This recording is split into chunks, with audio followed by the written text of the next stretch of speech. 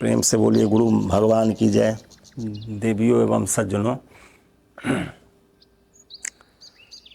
तो मनुष्य का जन्म जो है वो सर्वोपरि है।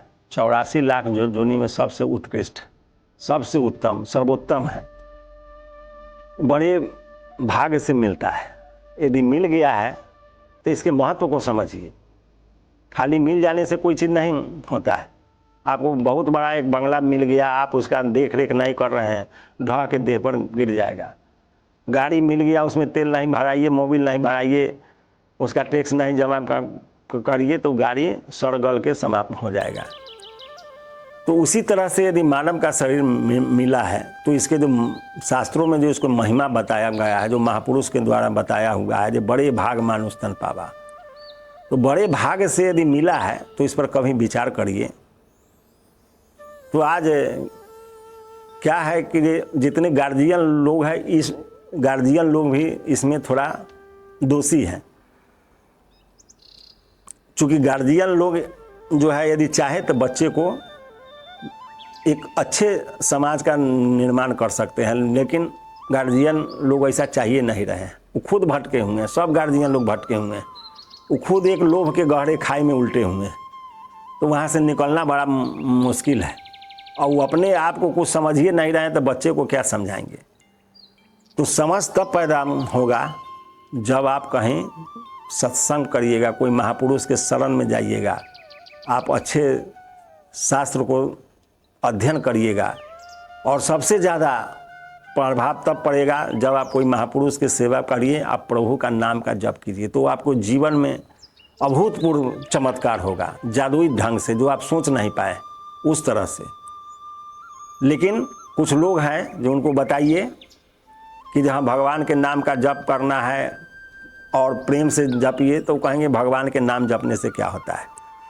तो ज्योतिष से दिखाने से क्या होगा। 10 लाख के पत्थर पहन लेने से आपका भविष्य नहीं बदल जाएगा।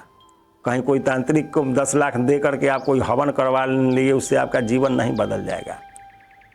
कोई से यंत्र किन करके पहन लिए, उससे आपका भविष्य नहीं बन जाएगा।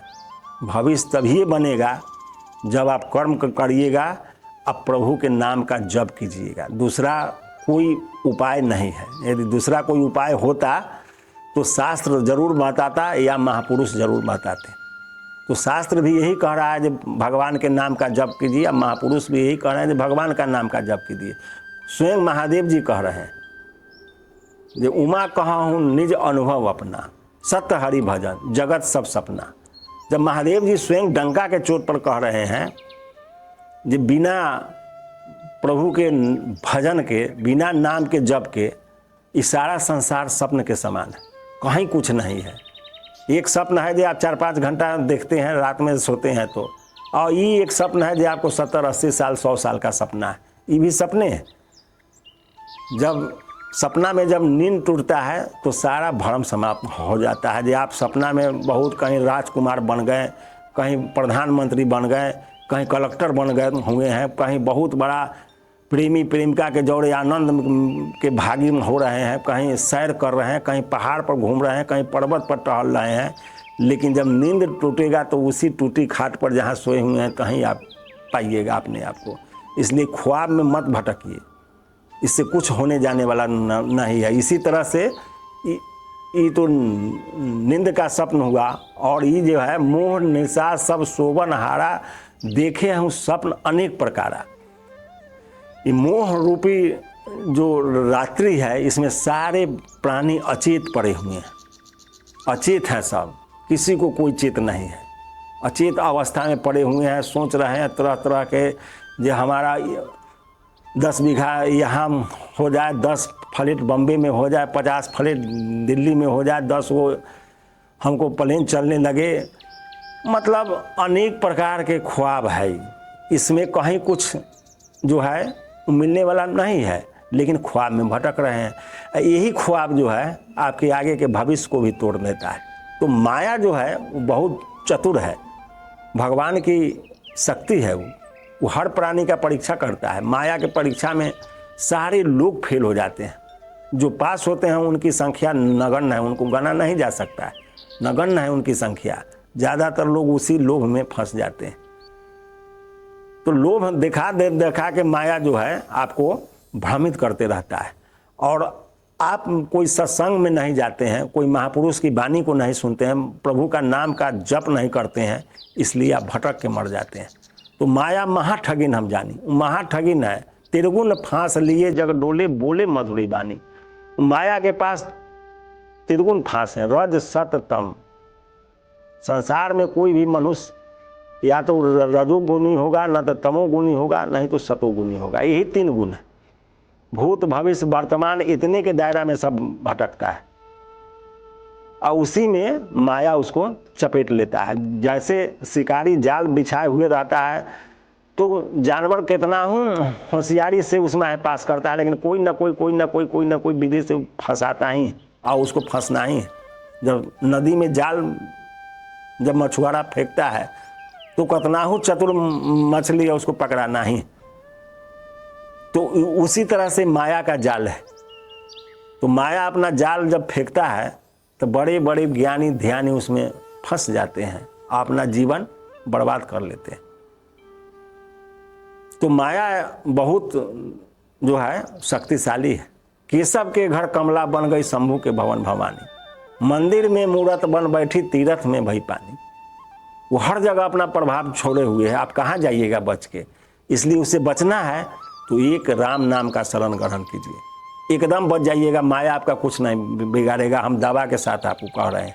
आप राम नाम का जप करने लगिए, माया आपको कभी पकड़ ले तो हमको बताइएगा, कभी नहीं पकड़ पाएगी। इसलिए समस्त भाई बहन से हमारा निवेदन है, सारे युवा मेरे भाई बहन जो भी हैं, बड़े बुजुर्ग, सब लोगों से हमारा आग्रह है कि आप लोग सब चतुराई छोड़ दीजिए। सारे प्रकार के जितने भी आप भ्रम जाल में पड़े हुए उसको छोड़ दीजिए, और एक राम नाम का शरण ग्रहण कर लीजिए। राम नाम जपने लगिए, आपको चारों तरफ से, चारों समय में, सब समय में आपका कल्याण होगा, और चारों फल को आप प्राप्त कर जाइएगा। अर्थ, धर्म, काम और मोक्ष सबसे परिपूर्ण हो जाइएगा। लेकिन यदि राम नाम के छोड़ के आप यदि कहीं अन्यंत्र भटकने लगे तो भटकने लगिएगा। कहूँ खगेश सो कौन अभागी, खड़ी सेब सुर धेनु त्यागी। काग भूसेंद्र जी गरुड़ जी को समझा रहे हैं कि हे पक्षीराज, ऐसा कौन अभागा होगा जो कामधेनु को छोड़ करके गधी के दूध दुहने जाएगा। तो राम नाम जो है कामधेनु है, आप इसको छोड़ करके अन्यंत्र जप तप टोना टोटका तांत्रिक फांत्रिक इस सब के चक्कर में पड़े हुए हैं, बेअर्थ के, बिना मतलब के, धन का बर्बादी, समय का बर्बादी, और सब प्रकार से अपने भविष्य को सत्यानाश कर रहे हैं। इससे कुछ नहीं मिलने वाला है। इसलिए सब कुछ छोड़ दीजिए। उस सब को जितने संसार में है, सबको अंत में राम नाम का ही शरण में आना पड़ेगा। बिना राम के शरण में आए हुए किसी का कल्याण ही नहीं हुआ है। इसलिए सब प्रकार से सब चिंता को छोड़ करके, सारे याधि व्याधि सब को आप तिलांजलि कर दीजिए, सब को दूर फेंक दीजिए, सबसे ऊपर उठ जाइए और एक प्रभु का शरण ग्रहण कर लीजिए। आराम नाम जपने लगिए, सब समस्या का समाप्त निश्चित होना है, इसमें कहीं कोई संदेह नहीं है। इसलिए कि महादेव जी कह रहे हैं, तो महादेव जी का वाणी कहीं व्यर्थ नहीं जाता है। लेकिन वह शर्त के साथ, जब मन वचन कर्म छाड़ी चतुराई, मन वचन कर्म से चतुराई छोड़ के आप जपने लगिए, देखिए आपका कल्याण होने लगता है कि नहीं, निश्चित रूप से होने लगेगा। इसलिए सब कुछ छोड़ करके राम कहत चलू, राम कहत चलू, राम कहत चलू भाई रे, और ना ही तो भव बिगाड़ में पड़ी है, छूटत अति कठिनाई रे। तो फिर अगले भाग में, जय गुरुदेव।